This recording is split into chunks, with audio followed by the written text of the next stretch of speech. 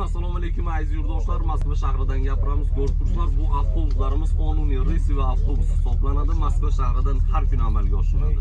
Tanlov adashmasdan ekrandagi ishonchli kassa raqamlarimiz bilan bog'lanib kelib, avtobusga o'tirib, o'z joylarini bronировать qilib, to'lovlarni amalga oshirib jo'nab ketishinglar mumkin. Mana ko'rib turibsizlar, yurtdoshlarimiz ham kelyapti. Xuddi shunday primoy reyslarda jo'nab ketmoqda. Aziz yurtdoshlar, tanlov adashmanglar. Assalomu alaykum aka. Alaykum assalom. Yaxshimisiz? Yaxshimisiz? Qayerdansiz aka? Samarqanddan. Samarqanddan mana ijtimoiy tarmoqdan ko'rib keldinglar-da. Mana shu O'zbekistonda qonuniy avtobus bor ekanmi? Endi bu birinchi marta ketayotganim yo'q, oldin ham ketganman. Nega O'zbekiston avtobuslar qachon har qanday qulayliklarga ega, qulay juda yaxshi. Bemalol borib kelishsa bo'ladi yurtdoshlar. Mana постоянно borib kelasiz.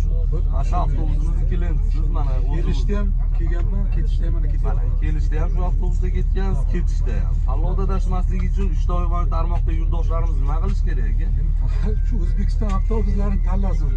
Yurtdoshlarimizga shuni taklif qilgan bo'laydi. Mana ko'rib turibsizlar, yurtdoshlarimiz tavsiya qilyapti, biz ham tavsiya qilamiz, xuddi shunday qonuniy reyslarda jo'nab borishinglar. Sizlar bilan Sarvarbek aka, sog' bo'linglar, salomat bo'linglar.